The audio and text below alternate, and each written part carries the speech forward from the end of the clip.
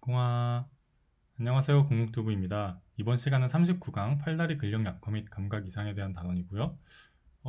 이 주제를 제가 강의하기만을 굉장히 기다렸습니다. 왜냐하면 이 주제의 암기법은 전혀 억지가 아니라 좀 간지나는 그런 암기법이기 때문에 언제 이 강의를 하나 했는데 드디어 왔네요. 일단 보시면 뭔 말인지 딱 보기 어려울 수도 있는데요. 일단 그 전에 먼저 DDX를 한번 보도록 할게요. DDX 같은 경우는 이제 CNS에 문제가 있는 경우, 그다음에 뉴로머스쿨러 정션에 문제가 있는 경우, 근육에 문제가 있는 경우, 내분비 문제가 있는 경우, PNS에 문제가 있는 경우 이렇게 큰 분류로만 따져도 5개가 있고요. 각각 분류에 따라서 이렇게 많이 있습니다. 그래서 이거를 저는 진짜 도저히 다 외울 자신이 없어갖고 그냥 막 쓰다가 보니까 얘네가 뭔가 끝말잇기처럼 연결이 되길래 이렇게 만들어 봤는데요. 이제 여기 TPP, 주기성 갑상샘 중독마비 TPP, 그리고 이제 PMDM, 즉 근육병증이 되겠죠. PMDM하고 그다음 MG, 중증 근무력증 있고 GBS, 길랑바레 신드롬. 그다음에 사실 C저를 써놨는데 C저 말고 그냥 SSS로 쓸까요? 이 항상 우리가 실신에서도 봤듯이 C저 스트로크, SAH 얘네는 좀 같이 간다고 보시면 되거든요. 그래서 CNS 질환에서는 뭐 이제 스트로크, 뭐 TIA도 같이 보면 되겠고요. 그다음에 C저, 그 다음에 뭐 SH, 뭐 뇌출혈도 써있진 않지만 이제 여기서 감별할 수 있기 때문에 이렇게 보시면은 이 모든 것들에서 좀 나올 만한 것들을 어느 정도 다 써놓은 거고요. 여기 플러스 이제 뭐 레달널파시나 카팔 터널 신드롬 이 정도만 보시면 이 모든 팔다리 근력 약화에 말도 안 되는 이 모든 것들을 다 외울 수가 있고요. 그렇기 때문에 이거는 좀 어디 내놔도 부끄럽지 않은 암기법이기 때문에 친구들이 좀 힘들어하고 있을 때 옆에 가서 한번 쓱 써주면 좀 멋진 동기가 되겠죠. 네. 제가 너무 뿌듯해갖고 이거는 반드시 좀 말씀을 드리고 싶었고요. 그럼 시작하도록 하겠습니다. 언셋을 보면 병원 오기 전에 좋지. 이거를 좀 확인을 해야 되는데요. 여기 봤듯이 응급 상황인지 아닌지 좀 감별을 해야 되기 때문에 병원 오기 전에 어떤 조치를 했는지, 그다음에 의식이나 호흡이나 맥박을 체크했는지 이렇게 좀 봐야 되겠고요. 그래서 뭐 보호자가 같이 왔다면 보호자분한테 좀 병원 오시기 전에 뭐 의식이 어땠는지 이런 거 좀 물어볼 수 있겠고요. 환자가 좀 힘들어 하더라도 이제 환자한테 가능하면 좀 물어보면 좋겠죠. 어디가 불편한지 물어보면 되겠고 주기적인지. 뭐 이제 TPP 같은 경우 주기적이기 때문에 이런 걸 확인할 수도 있겠고, 그 다음에 이제 근력 약화와 감각 이상이니까 근력이 어떤지 감각이 어떤지 캐릭터를 물어봐야겠죠. 근력에 대해서는 뭐 경직성이냐 이완성이냐, 감각에는 어떤 느낌이냐 이렇게 보시면 되겠고요. 이것도 아까 제가 밑에 썼던 순서대로 배열을 해놨습니다. TPP 갑상샘 기능 항진증에 대해서 보고, 그 다음에 이제 PMDM 근병증 근위부가 위약이 있지는 않은지, MG 얘네들 망고마수나 복시 쉬면 괜찮아지는지, 그냥 GBS 감기나 설사 예방 접종이 최근에 하진 않았는지 물어보고요. 그 다음에 이제 뇌에 관한 거 뭐 여기 시저, 스트로크, 뭐 SH 다 있죠. 얘네들에 대해서 물어볼 수 있고요. 추가적으로 이제 뭐 뇌 종양이나 있을 수 있기 때문에 너자 보미팅, 체중 저하도 확인할 수 있다. 팩터에서는 악화 완화를 물어보는데 활동 시 악화되냐, 그리고 휴식 시 완화되냐 이게 전형적인 MG고요. 그다음에 음주 시 악화되는 건 TPP겠죠. 이걸 굳이 여기서 안 물어보고 어차피 질환들을 좀 자세히 써놨기 때문에 그냥 갑상샘 물어볼 때 이게 좀 술을 먹고 좀 심해지진 않나요? 전날에 뭐 과음을 하진 않았나요? 이렇게 여기서 물어봐도 되고요. 그다음에 휴식 시 완화, 뭐 활동 시 악화는 사실 MG에서 물어보면 되니까 여기서 그냥 물어보셔도 되겠고요.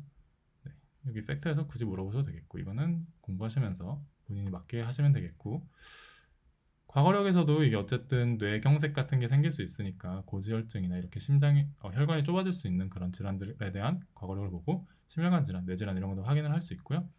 약물 중에서는 이제 이렇게 막히는 거를 풀어주는 약 그런 걸 먹어본 적 있는지, 예를 들어 피를 묽게 해주는 약 먹어보신 적 있나요? 이렇게 해서 아스피린, 와파린, 헤파린을 좀 물어봐주면 되겠고, 네, 과거력, 가족력 다 비슷합니다.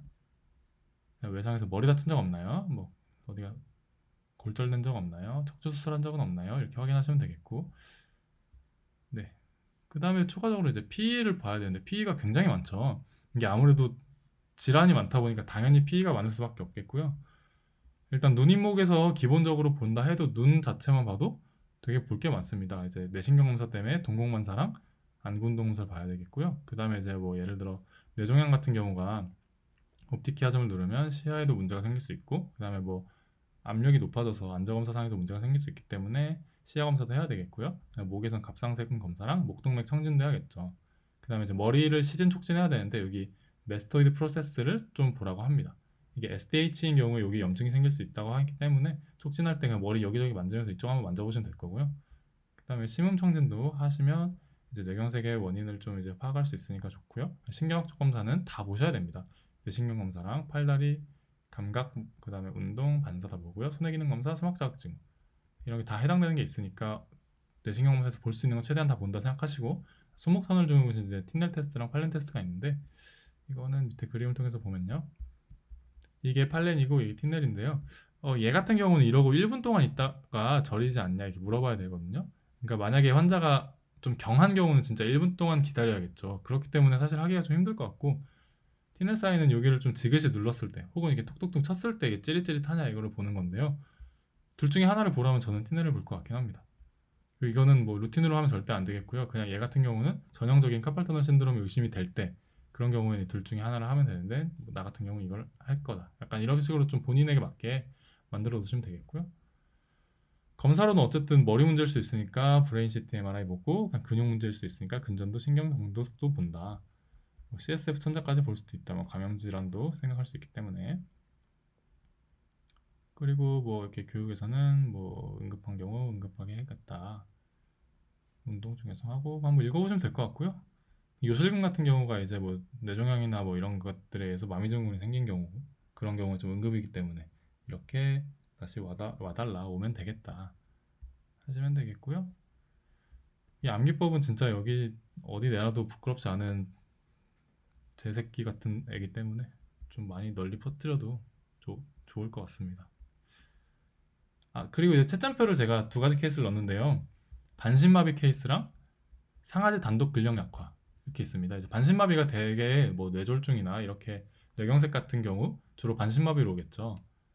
뇌의 어떤 한 부분이 아예 블랙아웃 돼버리는 거니까 그런 경우에서 이렇게 보면 되겠고요. 좀 볼만한 게 마지막으로 괜찮았던 시점을 좀 확인해야 됩니다. 실신이나 이런 경우에도 마찬가지고요.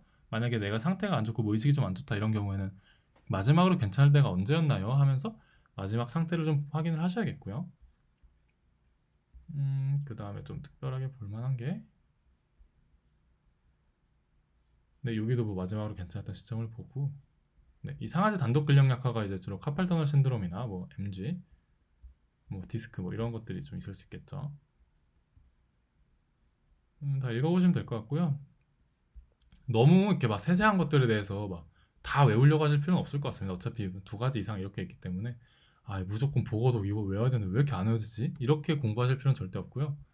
본인이 맞게 딱 항목만 맞게 어느 정도 하시면 되니까 크게 부담 갖지 않으시면 될 것 같고, 신체 인찰도 밑에다 설명과 함께 넣어놨으니까 보시면 될 거고요. 네, 교육도 이에 맞게 잘 하시면 되겠습니다. 네, 역시 파일 첨부해드리도록 할 거고요.